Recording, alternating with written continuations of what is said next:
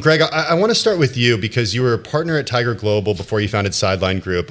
What did you recognize in recent years that made you think that we're craving and then willing to spend big on real life experiences? Sure. We think a lot, and I've spent my career studying the modern consumer, how people behave, where they spend their time, their energy, their money. And what we've observed in recent years is, people want to live in the offline world. There's so much tech, their phones, AI. At the end of the day, people are human, they crave connection, they crave community. And so we're really interested in businesses that allow them to really flourish in that way. Yeah, it's interesting. I'm getting ready for a family wedding, and it's next to like an amusement park out in Portland. And it's part of the experience is like, here's tickets, go play for a while. Exactly. And then we'll come back and do, do the rest of the official wedding stuff. Matt, come on in and talk about how you guys got together, though. Yeah, so I started thinking about Milky Way Park really years ago because I'm a cyclist myself. So yeah.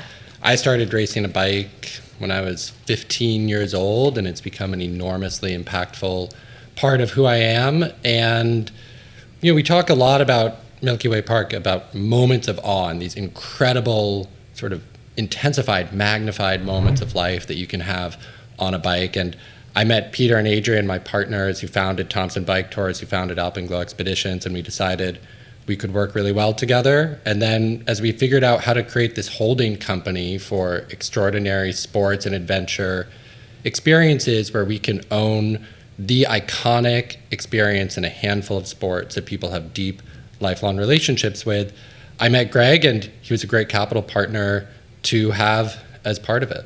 So Matt, I want to stay on you for a second because Thomson Tours, they do bike experiences around the world. And then you also have Alpenglow Expeditions, climbing experiences in the Himalayas, skiing in Japan. What's sort of the common thread between these two companies? And for lack of a better term, because we hear this so much in corporate America, when you do have more than one operation, how do you actually find, synergies with these companies? Word. I know it's like the worst, but that's the idea. You get a bunch of these companies, and you can maybe someone who does a Thomson tour, then in the summer will do like an expedition with Alpenglow in the winter. I don't know. That's exactly it. So we find that about a third of the people who come climbing and skiing with us at Alpenglow also call themselves cyclists. Wow.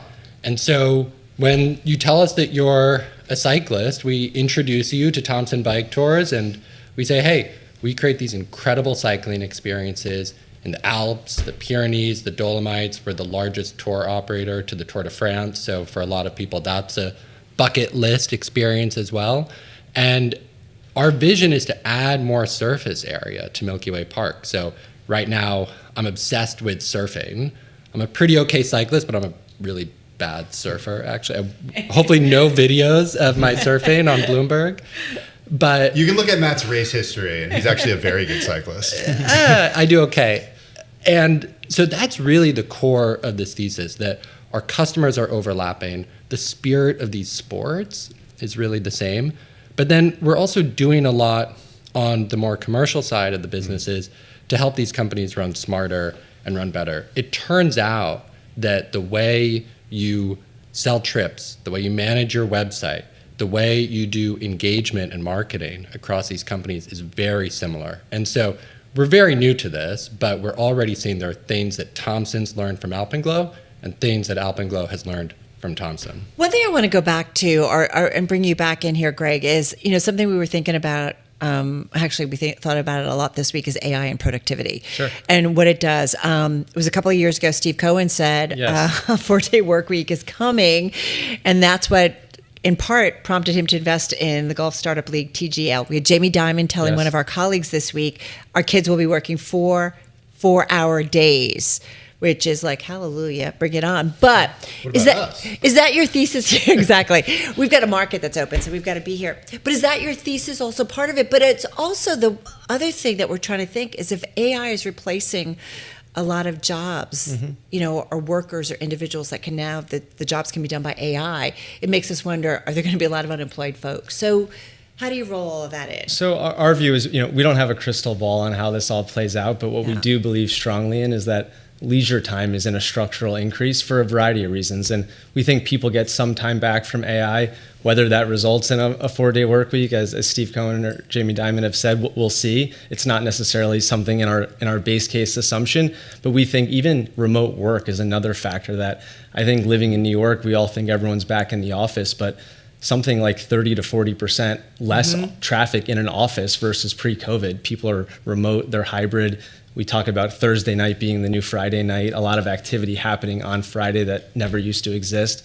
And so in our view, families are getting started later in life. There's a lot of just sociological, technological, cultural reasons why we think leisure time increases, and we think travel in particular is a real beneficiary of that. Is it geographical? And I'm just curious. I've had family members who are in New York and they've either moved south or they've moved west, where we do feel like, you and I talk about this all the time, of a little bit more of a balance, work-life balance. In terms of who is tapping into what you're thinking about investing, but also to Matt, who is using your service, is it a lot of folks on the West Coast or is it across the country? I mean, the Thomson Tours I went on years ago were like half New Yorkers. Yeah, so it's It's like the type A people. So people looking for a break. A lot of type A people. I will say, to Greg's point about remote work, we have a lot of people who come on our trips.